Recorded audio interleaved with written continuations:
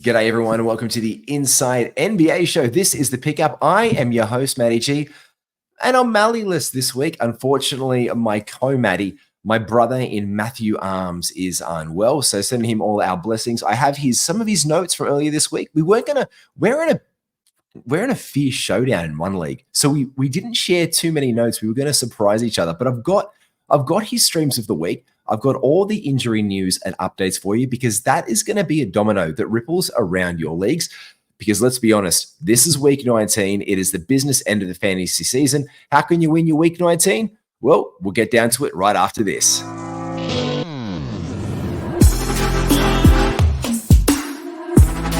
Welcome to the Ultimate Super Coach and Fantasy Sports Show. You are now listening to the Insight Fantasy Sports Podcast. It really is the ultimate fantasy show podcast. There's even big words on the TV. Make sure that you like and subscribe to all things, especially Insight Unlimited. Don't forget, it's only $25 to cover all of the sports, all of them. NRL, AFL, NBA, NBL, and BBL for an entire year. And with AFL and NRL kicking off, there is no finer time than to get on that one as well. But we are here for the NBA. And week 19, look, it's one of two things. I'm looking through my leagues here on one screen, and I'm in a quarterfinal in one. I'm in my last week of the regular season in another. In a couple of ESPN leagues, there's one this week to go and another one 2 weeks to go. In Fantrax, it's semi-finals time. Like it's coming down to it. In another Fantrax one, it's grand final time. Your league could be all over the place. So week 19, any way you chop the dice, unless you're in the finals or if you've been cut, you just still love listening to fantasy basketball content, well done. You're here for that. But if you're pushing for a playoff spot or in your playoffs, this is a week that really means a lot for you. And there's a lot going in across the course of the week. I'll get down to the game breakdown. Look, this is how it goes down. We've already played our Monday out of the way. It was a light game. It was the lightest game day of the week at 6. We're looking at Tuesday and Wednesday, 9 and 8 respectively. It chills down for Thursday, a bit easier for streaming at 7. Then it ticks back up to 8, then 7, and then finishes the Sunday on 9. So there is a lot of opportunity we can get out of that. And a lot of that opportunity is going to come by way of injuries. And the injuries are deep. We'll go over that because how they're going to impact your streams is really important. There's things going on across the NBA, guys who went down through their games today. Even look at Marvin Bagley for the hapless Wizards. Like, they could be a good stream this week. People are going to look at Bagley, but where else are we going to look to? So let's get down to this.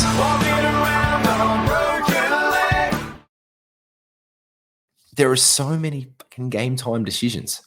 This is the number one thing. So we're looking at our lineups for the day. Again, it is a blockbuster big 9-game day on Tuesday. Our Monday is out of the way, so we're going to look to roll the dice. Now, let's go through the injuries, and then we'll go over our back-to-back weeks and who we're going to maximize our streams and some targets there. I think that's the best play because this is usually the show about sell high and buy low and sell now or act now. Well, trade time is done. So this is not where you can go and get your resources from other pools. This is where you've got to really ride the stream express, like choo-choo, all about it.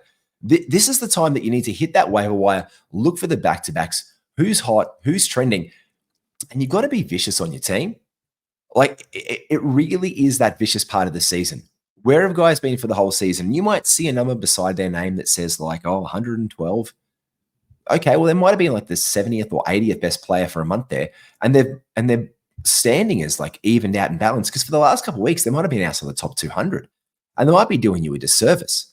Guys you invested heavily in, you might have to drop. I literally had the question today after Mikal Bridges' effort. Do I drop Mikal Bridges? And no, you don't. You want to? Like I have Mikal Bridges in a league where I'm up against Rudy Gobert. They both shot 9 free throws. Now, I think you might have been on some illicit drugs if you told me that for the day, Rudy Gobert was going to go perfect from the line and Mikal would suck dog's balls.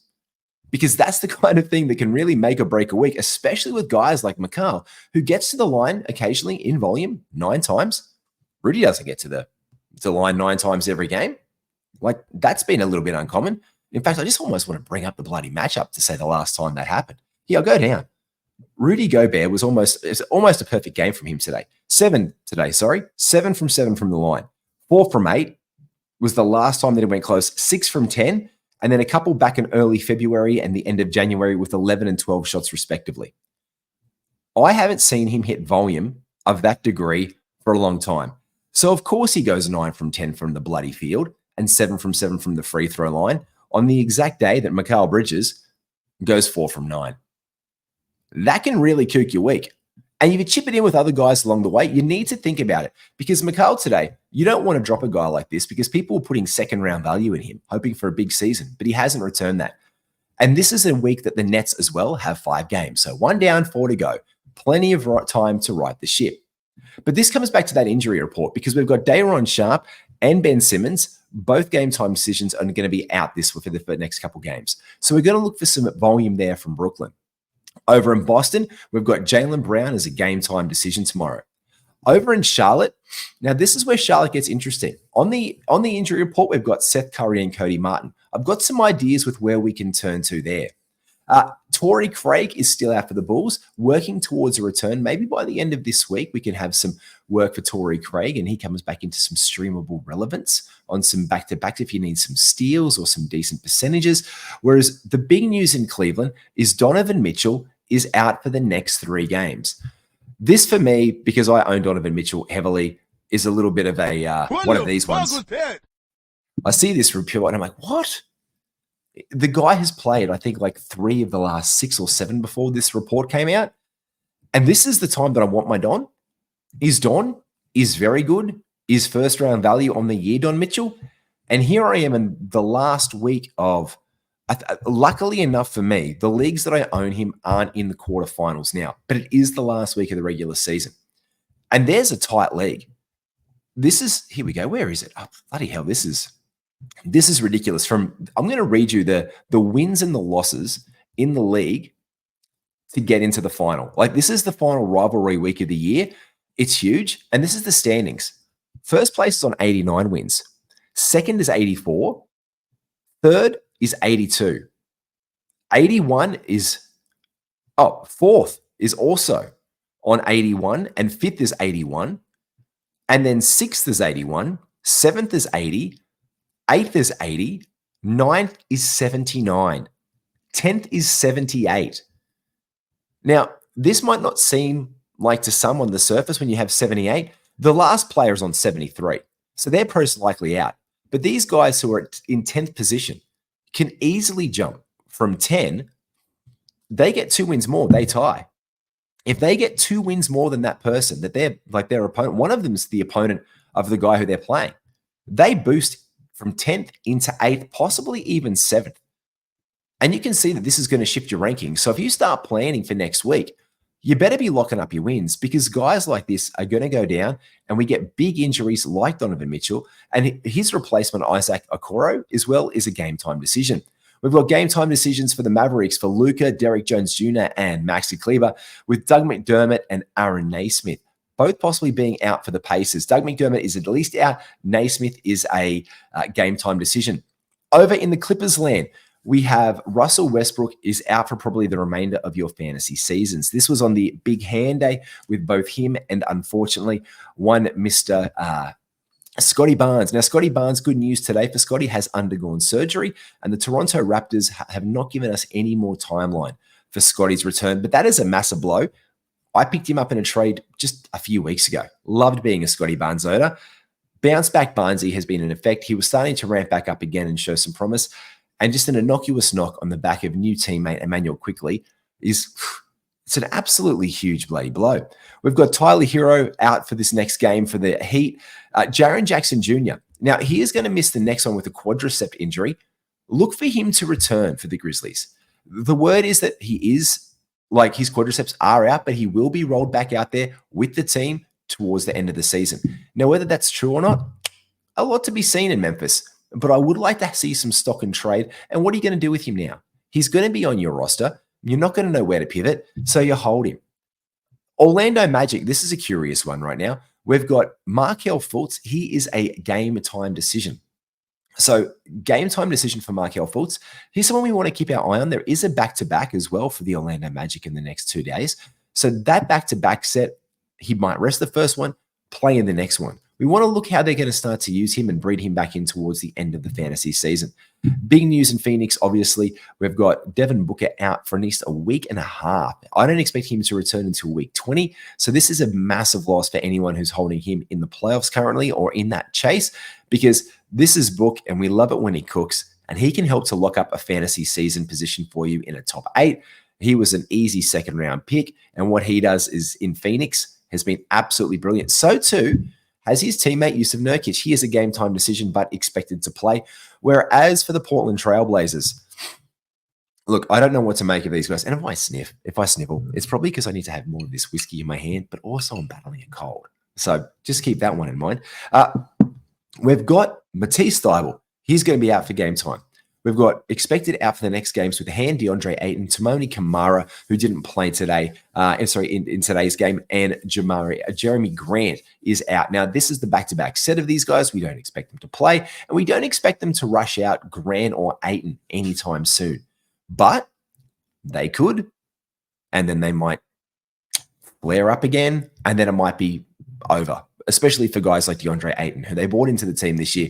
They've underperformed, and this is what's happening in Portland. Victor Wembanyama, another important one, is a game time decision with the shoulder. Could we start to, this is the trend. It's week 19.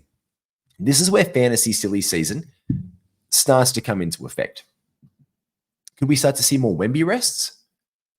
Yeah, I believe so. I really believe that we could see him like rested more, back to the previous, maybe not back-to-backs, maybe not the 30-plus minutes we're playing, maybe like 28, 25 minutes a night. Look, what is San Antonio playing for? Nothing. Like, they've got no investment to roll Wemby out there. So, yeah, here's a game time decision tomorrow. I wouldn't expect him to play for their next game. Not tomorrow. I think it's Wednesday. I think the Spurs next game, I'd have to double check it, but I'm pretty sure that I don't think he's going to play. If they're listing him as a game time decision this early, I'm not so sure that he's going to get rolled out there. And I really am curious for how they proceed with him the rest of the season. We've had this boon. It looks pretty much cemented that he's going to be the rookie of the year now. The whole narrative from it being Chet's season and what's with Wemby, what's happening there, I think that's kind of been pretty much put to bed now. Some of his efforts have been huge. Yeah, look, he does. He plays tomorrow versus the Rockets, and then against the Kings and the Warriors, and then the Warriors again 2 days later. It's every second game. So for them to come out to say that he's questionable this early just makes me feel like Wemby, could be done for the season. And it is curious as well, if this happens next year, and I know that he's starting to be the consensus number 1 pick, like, he's a freak of nature. He's incredible. He's an incredible, incredible talent. But do we want our number 1 pick to be semi-shut down by his team? Because I don't see the San Antonio Spurs being awesome next year unless they get that point guard of the future. Now, I think him and Trae Jones have had a great connection, and I think they've got some great young talent there. Now, if they get Trae Young in the mix and they get a defensive identity, and that Trae Young scenario plays out that we've heard about him, he's either going to go to San Antonio or he's going to go to the Lakers in the offseason. Well, however it plays out, if they're not going to be awesome, the question will remain by week 18, week 19 next year. Now, sure, Wemby will get you there. Sure, a few sexy 5x5s along the way are really going to boost your weeks. But do you want to take him with that number 1 pick, not to have him fully available at this time of the year? And that's the number 1 question mark with this guy for next year, because he's been phenomenal. And if he's already talking about this, we've also got to look at the cons of taking him number 1, where Jokic and Shea, they're still fighting away. Does that get Wemby a 3 or a 2 instead of that consensus number 1? It just is a little bit of that fantasy food for thought for the year ahead. And in Utah, Keontae George is expected out with his game time decision with an illness. And Taylor Hendricks, he knocked his toe today. He's expected to be out for their next game coming up. And Marvin Bagley, he also went down with about 60% of the game played today for the Wizards. He is expected to be out with a back injury. Look, I expect him to be out for a couple of games. it's a bit of a back injury situation. And we do know that on this as well, back injuries are never rushed. And what are the Wizards playing for? They're playing for a pick. They're not doing anything else but playing for a pick. So with that said, let's have a look at a bit of our game preview and jump into our back-to-back sets and look at tomorrow's action. He's heating up. Now we're going to look back at, today was a 6 game. I'll cap it off with a nice little recap of today's action, but we want to know where to get to first. We all know what the people want, and we know that the people want to know what to stream on. So let's have a look at a bit of our stream action that we have going on for this week. We've already gone past our Monday, Tuesday back-to-back. So on the second end of this back-to-back, we're going to look at the Nets guys. Now, they have the 5 games this week, the New Jersey Nets. Now, that's absolutely huge for your fantasy week. So if you picked up a guy like Dorian Finney-Smith or Cam Thomas, your Lonnie Walkers, these guys, these are the guys that, look, I know a guy who picked up Cam Johnson in a league because I said the other day, he's like, who do I pick up next week? And I said, Nets guys, who's the best Nets guy on your waiver wire? And they're like, Cam Johnson. And I'm like, you're kidding me. Pick him up right now. It was a 10-teamer, and Cam Johnson already doing God's work out there for these guys today. The Nets are the only team with 5 games. So they've played 1. So that pulls them into parity with a lot of other teams, apart from the other teams that had 4 games and that just fell off today. So if we look at the 4-game teams, Chicago, they're out. They played today. The Lakers, they're out. They played today. Clippers, they're out. They played today. So you start to go down this one. The Grizzlies, they're out. They played today. So all of a sudden it starts to be parity that you can still get value out of the Nets players as well. And they do play again, as you can see here on this down the back. They play that back-to-back on Saturday and Sunday.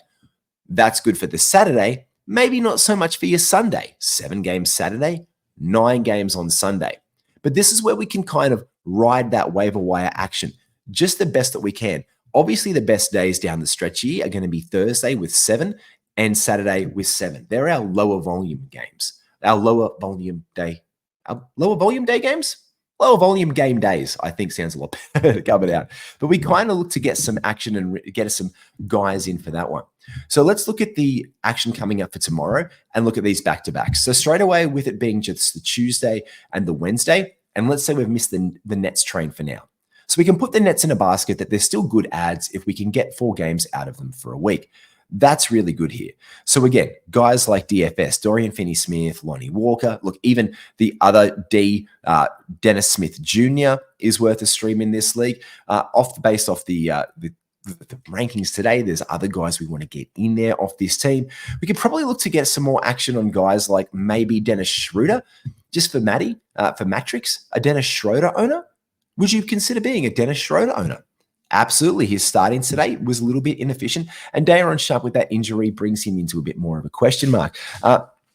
Probably not bringing in Wilson here, but again, we can look for big weeks from guys like DFS who are going to play 37 minutes tonight like they did. So this is where we then look outside of them. We look into the Hawks and the Cavs. Now, the Cavs are a good option here for Isaac Okoro. We like what Isaac Okoro can do, especially if he is a game time decision. We're looking in to see what Isaac Okoro can do for us. Isaac Okoro has been absolutely on fire and has really developed his shooting a lot lately. And credit's got to be due for him coming like just a lot further in his game. So we're going to look to pick up possibly Isaac Okoro. Houston Rockets, Amen Thompson comes a look. Guys in the Magic, Wendell Carter Jr. has been on waiver wires. Mo Wagner. We're looking at Markelle Fultz. Probably not, but that comes us to Suggsy. So we're going to start to look at guys like Suggsy Boy. And in the 76ers, guys like Kelly Oubre Jr. have been doing God's work out here. So we put it all together. We're looking for Isaac Okoro. Karis LeVert is questionable. And Sam Merrill. Now, this is the thing as well. Sam Merrill becomes a bit of an action play tomorrow for the Cavs because who else is going to get these minutes? If Karis LeVert is questionable and Isaac Okoro is questionable, it's pretty much Merrill becomes the next guy that's available. So we kind of got to look at that way. Again, Cole Anthony, Mo Wagner, and Jonathan Isaac by way of defensive stats we're looking for our Orlando Magic guys. Next down our list, if we're looking outside this, we're looking for probably our Houston Rockets. And I do like Amen Thompson here. Cam Whitmore is expected to get some more run and some burn on this team as well. But look, let's be honest. Dylan Brooks is on a lot of waiver wires. Dylan Brooks is a stream in on a back-to-back with 31 minutes. He has been playing averagely better lately, I guess you could say. He's going to get you some points, some threes, probably a few tech fouls. Not that that's a stat, but we can look to bring in Dylan Brooks here. And again, our last team that we're looking forward to here is the 76ers. And looking down at Philadelphia with their injuries lately, Kelly Oubre Jr. has been playing incredibly well. Paul Reed has lost that starting job. We're expecting Mo Bamba to be in there, Nicholas Batum, and Kyle Lowry has been playing in that point guard spot right there, opening up those looks for Buddy Hield and Tyrese Maxey. So we can look to bring in old mate Kyle Lowry into our teams if we're looking for assists and some steals and really good free throw percentage, which I might have to do because Mikal Bridges fucked me. But that's just a personal thing I have against him. DeAnthony Melton, of course, is still out dead for the Philadelphia 76ers, or at least dead to me in all of my fantasy teams. I did take a screenshot of this one. Shout out to Kingy over at FBI Basketball International. Also, me saying that, there we go. I took a screenshot. This was it. This was the moment that I dropped DeAnthony Melton for the last time in my last league from my IR to bring someone else in. It was that time and it was done. Now, just a bit of an update as well. Mally's message. Sorry, mate. Was going to send you a message. Guessing I've missed the boat there. Now, if he's up at this time of night for Mally when I'm recording this, we are setting the man out well. Look, a lot of guys are adding in Asar Thompson as well for the Detroit Pistons this week. He's been a hot ad. And guys like Keldon Johnson are getting the ad as well. And Jeremy Sohan. Now, this is an interesting one. These guys are going to get more of a bump with Wemby out. So we mentioned that Wemby news before. Now, you can see down here, the Spurs do not play any back-to-backs, and they've got every second game coming up. So when I'm looking at moves like this is me putting my lens on. I'm like, oh, that's interesting. They might get a bump for this one game. And the same team has made 3 ads across the board. So they're really going hard for something in this week. So they've bang, bang, bang, bang. One team has just made 3 ads. And this is where I love to chop this up. I'm like, this one's only got 5 ads in the league. It's Tuesday. And you haven't burnt any of those on back-to-backs. And this is where you've got to know your team and know your strengths, know your weaknesses, and what position you may have available. Again, with it being Tuesday, you've got 9 games. You might be flat out, but you might be looking good for the Wednesday. Or can you bench a guy, feed a statistical area that you need, and play that into Wednesday when you do have a slot that's open? And therefore, you can consolidate a bit more, let's say, on your rebounds and your field goal percentage for 2 days by maybe sitting one of your guards because you're already looking decent and you know that you're going to win assists this week. You've projected it out. You know your team's really strong in assists. You've got an extra point guard there that just throws you some every now and then anyway. Why don't you drop them out and bring in a big horse? Bring in someone who's going to give those on the back-to-back sets like a Wendell Carter Jr. or a Mo Wagner. Get those extra field goal percentage stats, decent free throw percentage stats, some more rebounds, some block shots, and feed those statistical areas. That's how we can kind of best balance our teams out on that one. And if you're looking to probably balance out your pocket with a little bit more cash, a bit of a shout out to our sponsors, Bonus Bank, by the way. Now, if you use promo code INSIGHT25, you get 25% off. Or Insight, you get 25% off your first month. Bonus Bank, huge sponsor doing great work for us. Put more money into your pocket by betting the smart way with Bonus Bank. Look, told you we'd have a little bit of a recap and a rewind of today's games. So let's have a little bit of a look at that. Yeah, today the Grizzlies get the win without pretty much their entire team, and the Nets having an entire squad.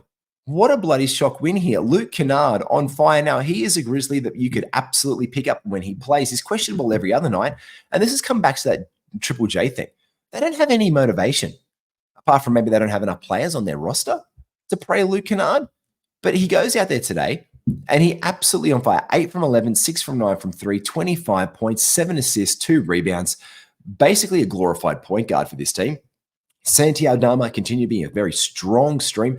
And Jemison continues to start in place of Triple J. The 10 points today is nice, but only a block for him.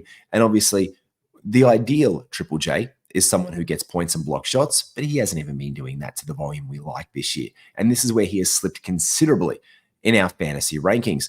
GG Jackson, the 24 minutes today. This is the joyous experience that is GG Jackson. 2 from 9, 1 from 4, perfect from the line, 2 rebounds, 1 assist, 7 points. Yuck. But Jake LaRavia, this is a guy that I like. Now, the 4 from 12, he can be better than this because he went 0 from 4 from downtown today for the Grizzlies. So just let's look into LaRavia later this week. As we can see, we do have a little bit of action over the course of the week that we can work away from them. But do you need these shooting guard stats? Well, you're not going to get a quality guy off the T-Wolves that way. You're probably going to get over here in the Kings for the Wednesday, Thursday.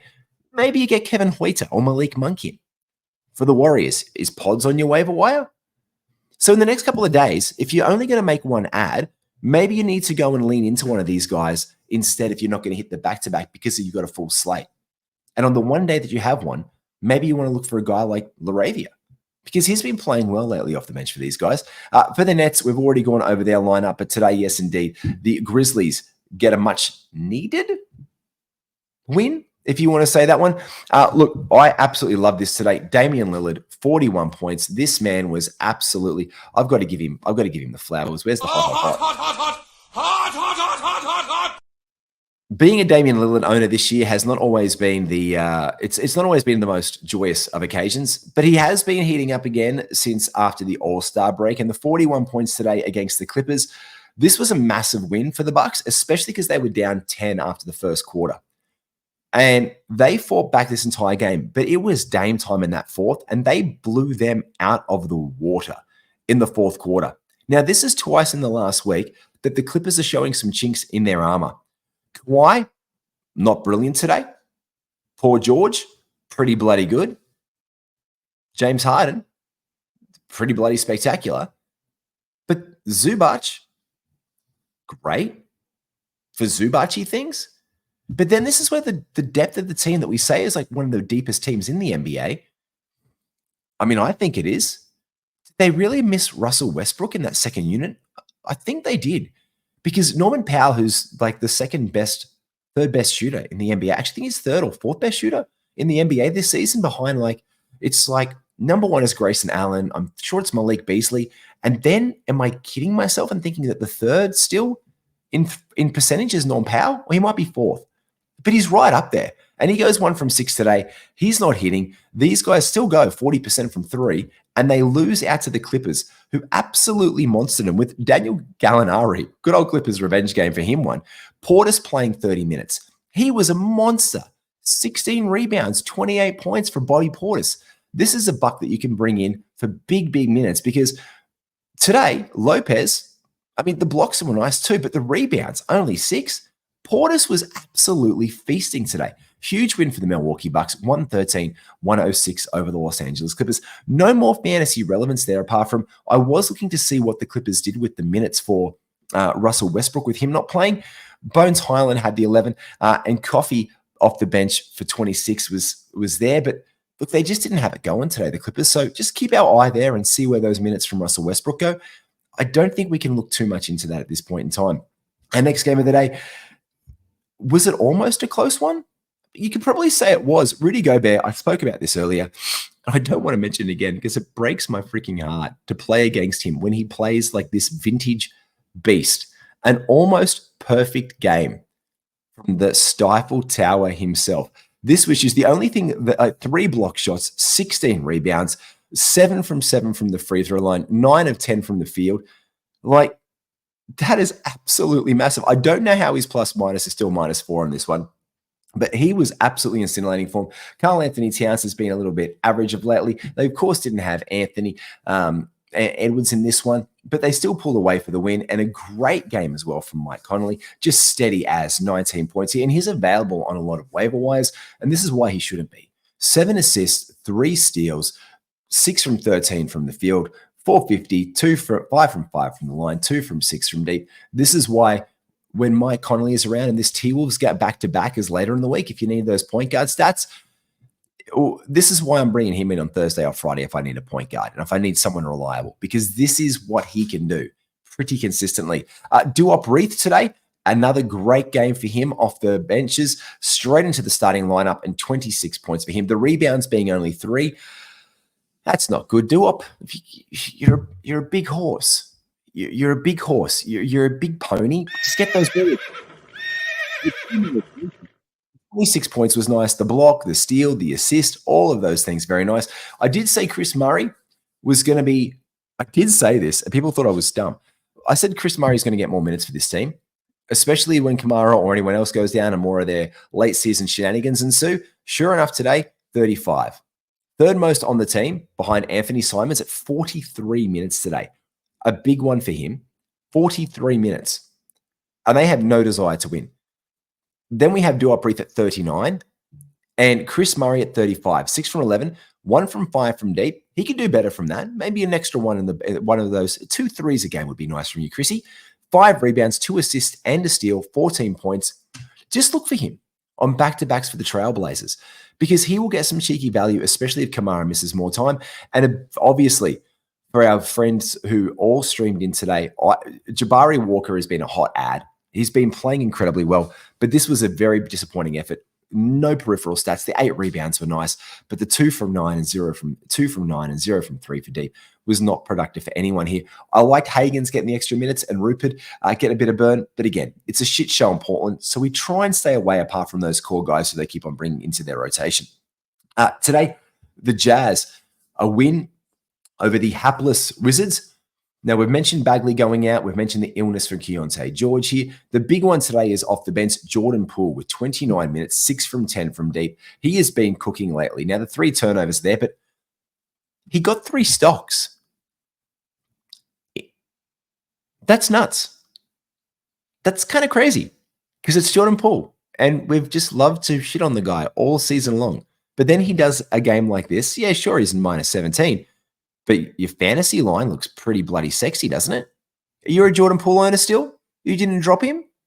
Or you picked him up when someone dropped him and he's just been this unstoppable force of nature lately? Well, when he goes for 11 from 18, 6 from 10 from deep, 4 from 4 from the line, and he gets you 3 stocks, you're not complaining about 2 assists or rebounds. God, you don't expect them from the bloke. Oh, maybe an extra assist or 2 would be nice. But this is absolutely huge. Kispert has crashed back down to earth now. And with the absence of Bagley, Bilal Coulibaly, I love it. I'm drinking the Coulibaly all season long. 2 from 7, perfect from the free throw line. Now, we got 7 points, and there was a 1 block. Now, I'm just curious because he played 33 minutes tonight. That's probably due to Bagley going out. Now, Bagley played 23. Do they roll him out as a small ball? Rashawn Holmes only got 9 minutes in this one. Not impactful. Don't think he's fantasy relevant. And Omarui, Eugene Omarui here is the guy that I want to watch. Now, he only got a few minutes today. I'm not going to say to blow up. We've seen him just flash about a little bit here and there. And, oh, is it Omarui season? Well, no. But if Bagley has got a back injury and is going to miss time and they play it careful with their rookie Bilal Coulibaly, who else is going to play? We're not going to watch. Surely it's not Rashawn Holmes season. No. I think we could probably see Omarui get some more minutes here, so I am watching that one. And a great win for the Jazz today too. This was a massive game. In another league, I am playing against John Collins this week, and when I saw that I was getting beaten in blocks by this bloke, and I was expecting to win blocks, and I saw that it was like 3-6, I'm like, how the fuck has he got 6 blocks? He doesn't have any guys who block that many shots. John fucking Collins, 6 blocks, 15 rebounds. What the? Huge line from him today without Larry Market and me there. 7 from 11, 2 from 2 from the line, 1 from deep. This was nice. The 6 block shots, obviously huge. Big news, though, again, was Taylor Hendricks going out with that injury to his toe. He only played the 14 minutes. Colin Sexton, another one.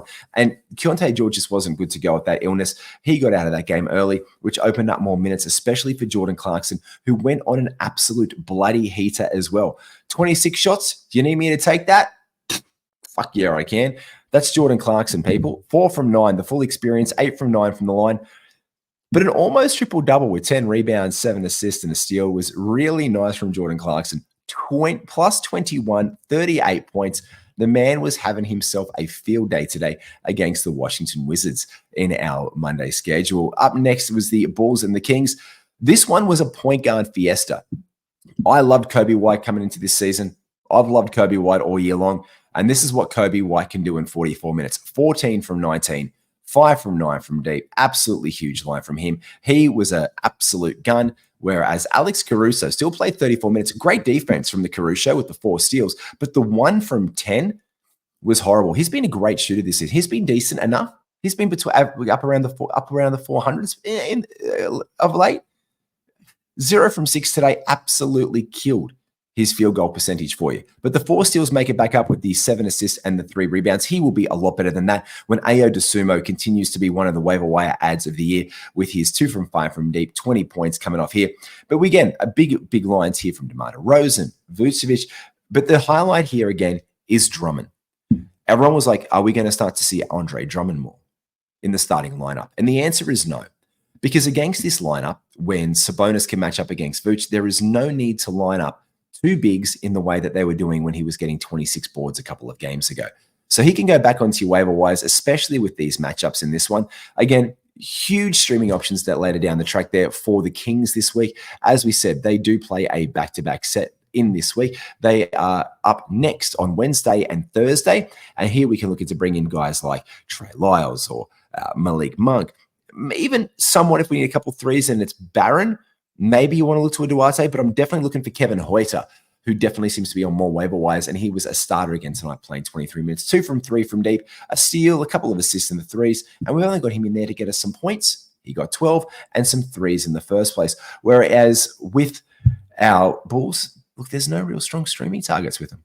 This is the Chicago Bulls, and this is the way, and they got a gutsy win. 4 points over the Kings, who slide down and who are now almost equal on record in the West with guys like the Lakers. Now, Lakers have played 3 more games. The Kings are at 34 and 26. The Lakers are at 34 and 29. They got a massive win today over the Oklahoma City Thunder. They blew them in the second quarter out, and they did not look back. And then they came out at the halftime, and they put the neck on the throat and just crushed it afterwards. This was a really impressive Lakers win, and they kind of didn't give a shit so much in the third quarter. They could have held these guys to like 90 points, 95 points. They really could have pumped their gas on this one, and they called it. Like when LeBron checked out that last time at 31 minutes, he was like done. He was like, no, I don't need to do any more. Davis at 30 minutes, capped. D'Angelo Russell was on fire today. He didn't start off that way. Great game from him, though. Obviously, 5 from 11 from deep, 26 points, 3 assists, 4 steals, a block shot in there. He's been creeping up with those defensive stats lately, and we love to see that when he's working at his full clip. Big news today for me was an absolute shocker from Jalen Williams. And I hate saying that because I backed him for 4 rebounds, and I thought I had it. 4 rebounds, 4 assists, and plus 10. He got 2 rebounds, 3 assists, and 7 points. Let's be upset. That's just not my block sinus is playing up. Bloody J-Dub just ruining my multi. Another great consistent game from my boy Chetty Holmgren. Loving that. 15.7 rebounds, 1 assist and 1 block. Would love a couple more block shots. They've been a little bit inconsistent lately from Chetty, but we do love to see him rolling out for the rest of the season. Again, it is week 19. So before I go, final words. We're looking for the Hawks, the Cavs, the Rockets, the Magic, and the 76ers for the back-to-back Tuesday to Wednesday. Wednesday, Thursday, the Bulls, the Warriors, the Kings. The Thursday, Friday, the Heat, the T-Wolves, the Hornets, the Trailblazers. On Friday, Saturday, Sunday, the Nets, Clips, and Sunday, Monday, if you're looking to lock up your week, well, hopefully this is when Donovan Mitchell is back for the Sunday game into the Monday, or he'll miss the Sunday and he'll roll out on the second one of the Monday and help to kick off your week 20. So this is where we can pick up guys like Isaac Okoro in the meantime, and Darius Garland owners might just continue to have themselves a bloody field day because he's been playing incredibly well with Don out of the lineup lately. That is all from me. Take care, everyone. Make sure you like and subscribe to all things Inside Fantasy Sports. That is above. I am Matty G. I am at NBAGWiz on Twitter. Do all the likes and the follows. I'm going to get out of here. You take care, and we'll catch you really soon for the chase down on Thursday. Be well.